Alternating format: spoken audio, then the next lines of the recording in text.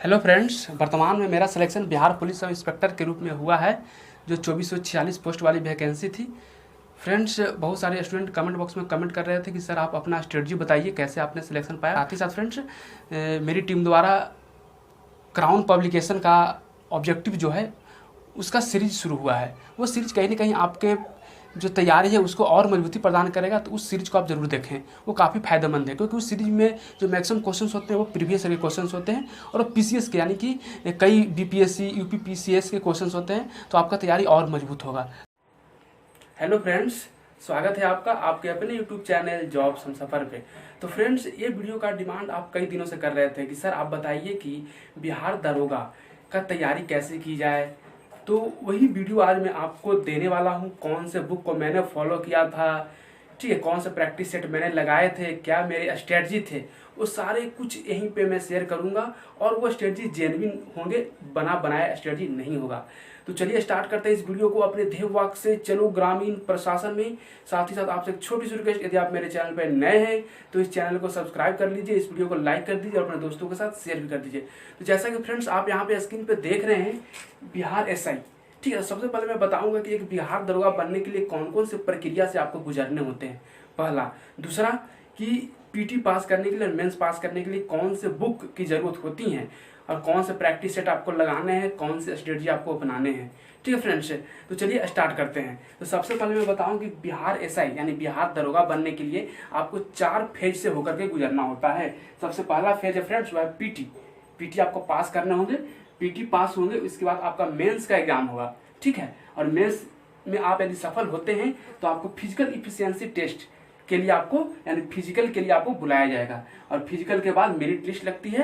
तो merit list में फिर फाइनल मेरिट लिस्ट लगेगा, और उस कटअप के ऊपर आपके मार्क्स हैं तो आपका सिलेक्शन होगा, आपका चयन होगा, ठीक है।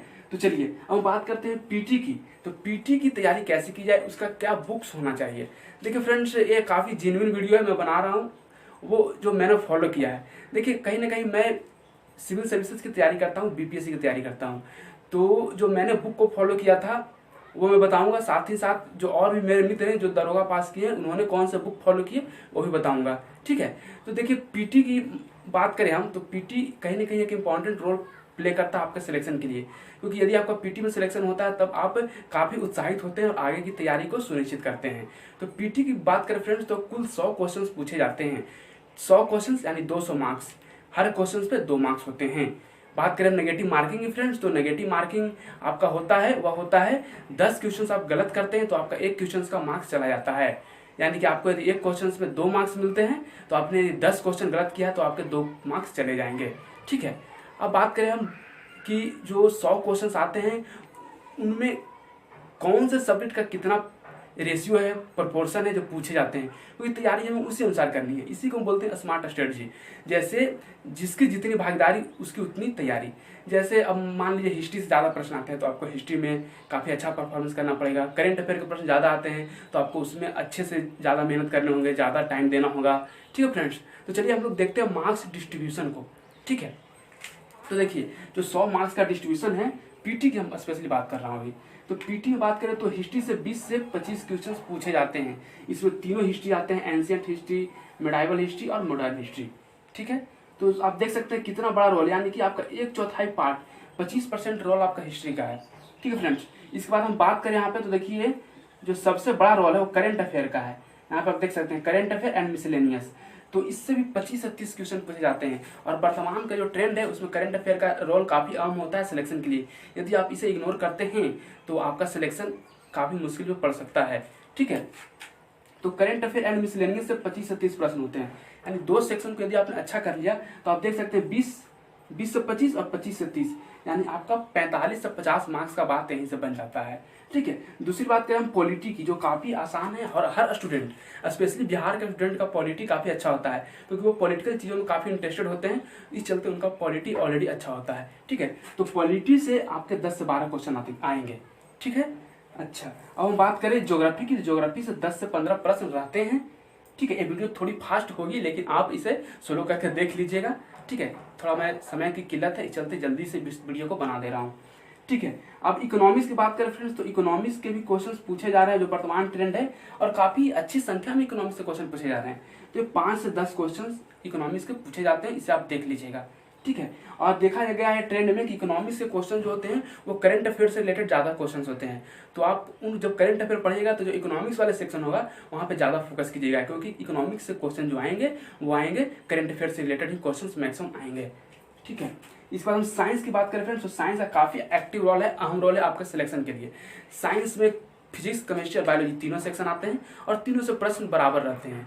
तो जो 25 मार्क्स का साइंस का क्वेश्चन है वो भी कहीं ना कहीं आपके सिलेक्शन में एक अहम रोल प्ले करेगा। तो 25 यहाँ पे साइंस से भी 25 मार्क्स के क्वेश्चंस आते हैं। क्योंकि बात करें दो फ्रेंड्स, बिहार के भी क्वेश्चंस अब पूछने जाने लगे हैं, 5 क्वेश्चन या 6 क्वेश्चन बिहार के भी रहते हैं। और देखिए ट्रेंड बदल रहा है, हो सकता है कि अगले बार कुछ ज़्यादा क्वेश्चंस बिहार से दे दें।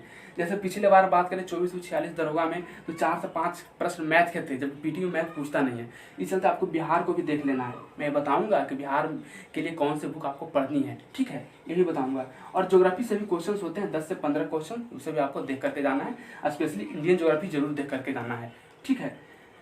तो ये बात रहा आपका मार्क्स डिस्ट्रीब्यूशन का, इसे आप नोट कर लीजिए अपने कॉपी पे और देखिए जिसकी जितनी भागीदारी उसकी उतनी तैयारी। मतलब कि ये आपको जिसमें ज़्यादा मार्क्स के पूछे जाते हैं प्रश्न, उसका ज़्यादा तैयारी आपको अच्छे से करने ही करने हैं, तभी आपका सिलेक्शन होगा, ठीक है। अब बात रही बुक की कि कौन से बुक को मैंने फॉलो किया। तो देखिए फ्रेंड्स, मैंने जो जेन्युइनली मैं बोल रहा हूँ कि मैंने घटना चक्र के बुक पढ़े थे पीसीएस के लिए, बीपीएससी के लिए, और मुझे ज़्यादा एफर्ट लगाना नहीं पड़ा था जीएस के लिए, ठीक है। और साइंस के लिए मैंने फ्रेंड्स एनसीईआरटी पढ़ा था 9वां और 10वां का, जो एनसीईआरटी 9वां और 10वां का साइंस है। और कुछ मेरे लूसेंट वाले सेक्शन थे, उसमें से जो प्रश्न जनरली पूछे जाते हैं वो चैप्टर्स को मैंने उठाया था और उससे पढ़ा था, ठीक है।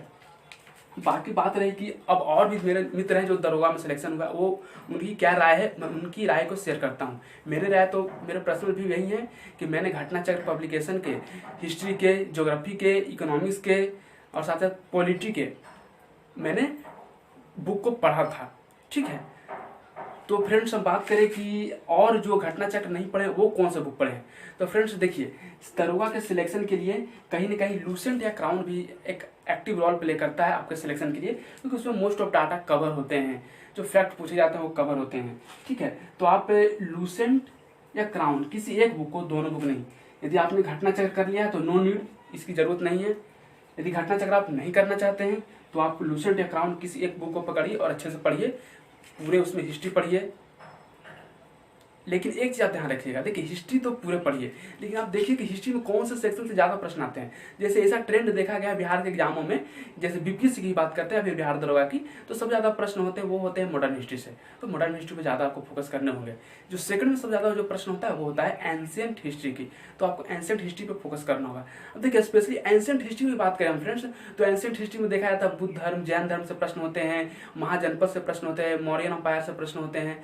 तो इन सेक्शंस को आप पकड़िए, सारा कुछ मत पढ़िए, कुछ खास सेक्शंस को आप पकड़िए और उसी को पढ़िए, ठीक है। और जब आपका जो इम्पोर्टेंट सेक्शन कवर हो जाए तो बाकी सेक्शन को भी पढ़िए, ठीक है। ऐसे में आप लोग कमेंट बॉक्स में कमेंट करेंगे तो मैं हिस्ट्री का सब टॉपिक जो बिहार दरोगा के लिए काफ़ी इंपॉर्टेंट होता है उस सब टॉपिक को भी बता दूंगा कि आप इसी टॉपिक को पढ़िए पहले, इसके बाद समय बचे तो आगे पढ़िए जो भी बचे हुए हैं, ठीक है। तो मैंने हिस्ट्री के लिए बता दिया कि हिस्ट्री में आपको क्या स्ट्रेटजी अपनाना है। सबसे पहले मॉडर्न हिस्ट्री पर फोकस करना, फिर एंशिएंट हिस्ट्री पर फोकस करना, फिर मेडाइवल पे फोकस करना है। और क्योंकि सबसे ज़्यादा मार्क्स आता है जो मॉडर्न हिस्ट्री से आता है, फिर एंशिएंट हिस्ट्री से, फिर मेडिवल हिस्ट्री से।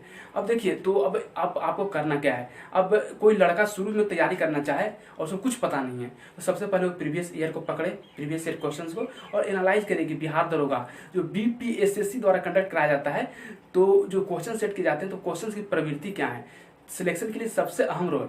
कुछ लोग होते हैं कि बहुत पढ़ते हैं उनका सिलेक्शन नहीं होता है, कुछ लोग कम पढ़ते हैं सिलेक्शन होता है, तो स्ट्रेटजी वाइज पढ़ते हैं तभी उनका सिलेक्शन होता है, ठीक है। तो इस स्ट्रेटजी यही रहता है और कुछ ज़्यादा स्ट्रेटजी का मतलब कुछ ऐसा रॉकेट साइंस नहीं है। स्ट्रेटजी वही है कि जो एग्जाम में पूछे जा रहे हैं वही चीज़ पढ़ रहे हैं, ठीक है। तो हिस्ट्री का मैंने बता दिया। अब हम बात करें फ्रेंड्स, दूसरा सेक्शन है वह सेक्शन है ज्योग्राफी का। तो देखिए ज्योग्राफी के लिए भी आप लूसेंट या क्राउन पढ़े तो एक्सेस है, बहुत ज़्यादा है, लेकिन स्पेशली उसमें आज ज़्यादा टाइम आप दें इंडियन ज्योग्राफी पे, भारत के भूगोल पे, ठीक है। चलिए, जो तीसरा सेक्शन आता है पॉलिटिकल सेक्शन। तो पॉलिटिकल सेक्शन की बात करें तो क्राउन एंड लूसेंट ठीक है, अच्छा है। ऐसे घटना चक्र भी आप पढ़ सकते हैं। घटना चक्र में काफ़ी विस्तृत से जानकारी दी गई है। यदि आपके पास समय है तो आप घटना चक्र पढ़ सकते हैं, ठीक है। और इकोनॉमिक्स की बात करें फ्रेंड्स, तो इकोनॉमिक्स के लिए भी लूसेंट या क्राउन सही है, आप उससे पढ़ सकते हैं। और देखिए इकोनॉमिक्स वाला सेक्शन में मैं स्पेशली फिर से बोलता हूँ, आप जब करंट अफेयर पढ़ रहे हैं तो इकोनॉमिक्स के जो सेक्शन आए तो उसे आप जरूर पढ़ें, क्योंकि इकोनॉमिक्स से प्रश्न करंट अफेयर से रिलेटेड प्रश्न ही रहते हैं। ठीक है, चलिए अब यहाँ पे मैंने बात कर लिया हिस्ट्री का, ज्योग्राफी का, पॉलिटी का, इकोनॉमिक्स की बात मैंने कर दी। अब देखिए साइंस की बात मैं करता हूँ। तो साइंस की बात करें हम तो साइंस के लिए आपको एनसीईआरटी 9वीं 10वीं का यदि आपने पढ़ा है तो अच्छा है, अदरवाइज आप लूसेंट का एक बुक साइंस का आता है, स्पेशल साइंस का, उससे आप पढ़ लीजिए। देखिए पूरा साइंस पढ़ने की कोशिश मत कीजिए, जो सेक्शन से प्रश्न पूछे जाते हैं उसी को पढ़िए। ठीक है, या फिर घटना चक्र का भी एक साइंस का बुक आता है जिसमें पिछले साल के जो पीसीएस में प्रश्न पूछे जाते हैं वही प्रश्न रहते हैं। और ऐसा देखा गया है कि बिहार दरोगा जैसे एग्जाम में जो पीसीएस के प्रश्न होते हैं, jैसे बीपीएससी के प्रश्न, तो रिपीट कर देते हैं कुछ क्वेश्चंस को, तो वहाँ पे आपको फायदा मिल जाएगा बाकी स्टूडेंट के मुकाबले। ठीक है फ्रेंड्स, तो आप बात करें हम तो साइंस के लिए भी आपको एनसीईआरटी पढ़े 9वां 10वां का तो बेहतर, अदरवाइज आप लूसेंट या क्राउन का भी साइंस पढ़ सकते हैं। स्पेशली जो लूसेंट वाला ज़्यादा अच्छा सेक्शन माना जाता है साइंस के लिए, तो उसे आप देख सकते हैं। ठीक है, और बिहार के लिए एक बर्नवाल सर का एक बुक आता है, वो बर्नवाल सर का आप बुक ले लीजिएगा, बहुत पतली बुक है, उसे आप देख लीजिएगा। देखिए बिहार से प्रश्न होते नहीं है, बिल्कुल ये बात सही है, 2-4 प्रश्न रहे तो रहे, लेकिन अब हो सकता है कि अब बीपीएसएससी को मन करे कि बिहार का एग्जाम में बिहार से क्वेश्चन पूछ लें, तो उसे भी देख लीजिए। अदरवाइज आपको वहाँ पे पता चलेगा कि बिहार तो बोला नहीं था पूछने के लिए, पूछ दिया, तो वहाँ पे आप मार खा जाएंगे। तो इस चलते बिहार को भी मजबूत कर लीजिए, बिहार का हिस्ट्री पढ़ लीजिए, थोड़ा ज्योग्राफी पढ़ लीजिए, पॉलिटी पढ़ लीजिए, थोड़ा थोड़ा ऊपर पढ़ लीजिए। ठीक है, और ऐसे सब टॉपिक में सारे सेक्शन का बता दूंगा, जैसे हिस्ट्री के कौन कौन से सब टॉपिक हैं जो बिहार दरोगा में स्पेशली पूछे जाते हैं, या फिर ज्योग्राफी के कौन से सेक्शंस बार बार पूछे जाते हैं, या फिर जो अदर सब्जेक्ट है उसके कौन से क्वेश्चन पूछे जाते हैं। और मैं बताऊं फ्रेंड्स कि आपको प्रिपेयर होकर जाना है, मैथ के भी प्रश्न हो सकते हैं पीटी में फिर से रिपीट हो, ऐसे सिलेबस में नहीं दिया हुआ है कि मैथ के क्वेश्चन रिपीट होंगे, मैथ के क्वेश्चन पूछे जाएंगे, लेकिन इसमें पूछ दिया है, तो आप ध्यान रखिएगा। इस चलते मैं बिहार वाले सेगमेंट को भी ले लिया हूँ, और कोई कारण बनता नहीं है बिहार वाले सेगमेंट को जोड़ने का, क्योंकि बिहार से ज़्यादा प्रश्न होते नहीं है, 4-5 प्रश्न होते हैं। ठीक है, तो चलिए मैंने आपको बता दिया कि पीटी में कौन से सब्जेक्ट से कितने प्रश्न आते हैं, कौन सा बुक आपको फॉलो करने होंगे। देखिए फ्रेंड्स, मैं बात करें मेंस की, तो मेंस में जो पीटी का चीज़ें हैं वही चीज़ें होती है, बस इसमें एक चेंजेज होता है, और वह चेंजेज ये होता है जो करंट अफेयर वाले सेक्शन में जो 25 क्वेश्चन आते हैं उसको चेंज कर दिया जाता है मैथमेटिक्स और रीजनिंग में। यानी कि जो करंट अफेयर वाले सेगमेंट, यहाँ पे देख लीजिए, जो मैंने यहाँ पे करंट अफेयर वाले सेगमेंट को लिखा था,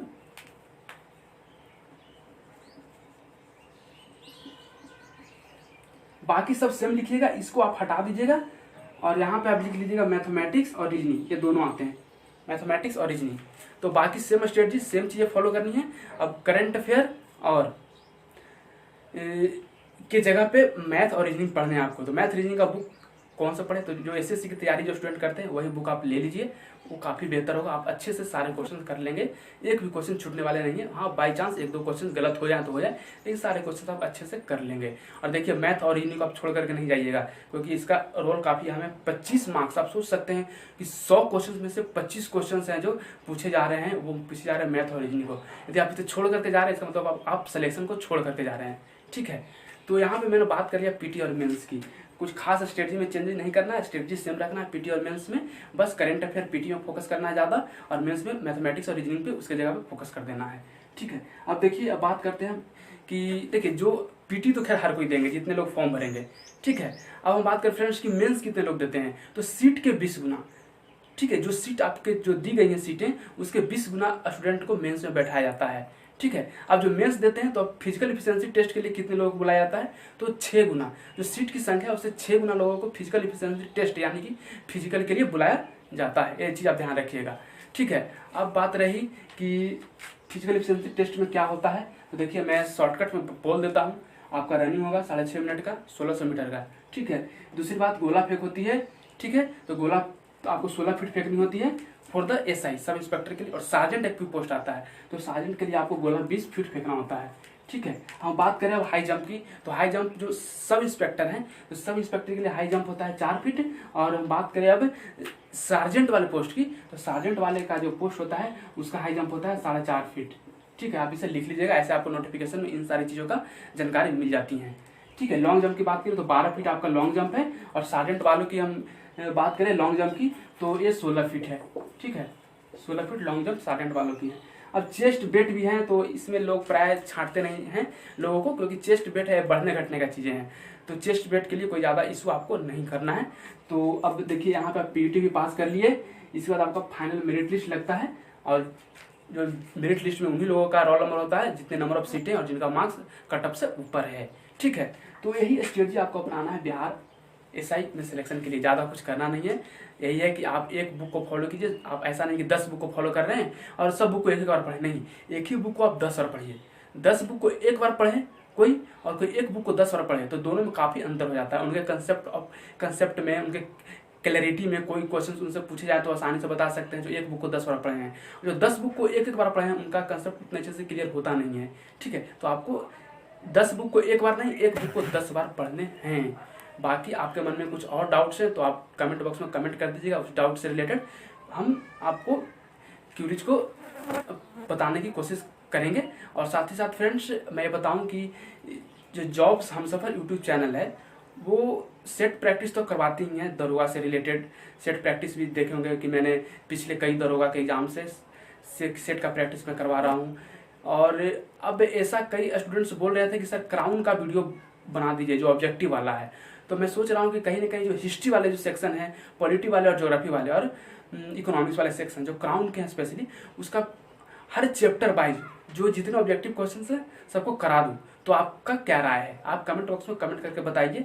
देखिए वो क्राउन वाले पुस्तक को बनाने से होगा क्या फायदा। ठीक है, आपने कोई भी पुस्तक से पढ़ी होगी, इवन आपने घटना चक्र से पढ़ा होगा या फिर किसी टीचर से पढ़ा होगा या फिर कोई और बुक से पढ़े होंगे, लूसेंट या क्राउन से ही पढ़े होंगे। अब क्वेश्चंस आप जितना लगाएंगे उतना आपका कंसेप्ट क्लियर होंगे। ठीक है, तो पढ़ाई तो एक अलग चीज़ होती है, क्वेश्चन से एक अलग चीज़ होती है। तो जो क्राउन वाला जो सीरीज में शुरू करने जा रहा हूँ ऑब्जेक्टिव वाला, वो आपको होगा कि आप बेसिकली उस टॉपिक को पढ़ लीजिए, पढ़ने के बाद आप उसको उस वीडियो को बनाइए। ठीक है, इवन लाइव चलेंगे तो लाइव में भी आपको रिप्लाई करने होंगे, क्वेश्चंस बोले जाएंगे और 4 ऑप्शंस आपको सामने दिखेंगे और उस ऑप्शंस के अनुसार आपको लेने होंगे कि कौन सा ऑप्शन सही है। और at the end of this video ये भी बताने होंगे कि आपकी तैयारी कैसी चल रही है, कितने मार्क्स आपने पाया। इससे पता चलेगा कि जो मेरे स्टूडेंट्स हैं, जो मेरे फॉलोअर्स हैं, उनकी तैयारी कैसी है। और भी आपके मन में कुछ और डाउट हो तो आप कमेंट बॉक्स में कमेंट कर दीजिएगा। बाकी बात रही यहाँ पे लिस्ट ऑफ टॉपिक की, तो मैं लिस्ट ऑफ टॉपिक बना दूंगा हर सेक्शन का। ठीक है, इससे आपकी तैयारी और अच्छी हो जाए। तो चलिए, thanks for watching this video और यहीं पे हम लोग विदा लेते हैं। जय हिंद, जय बिहार।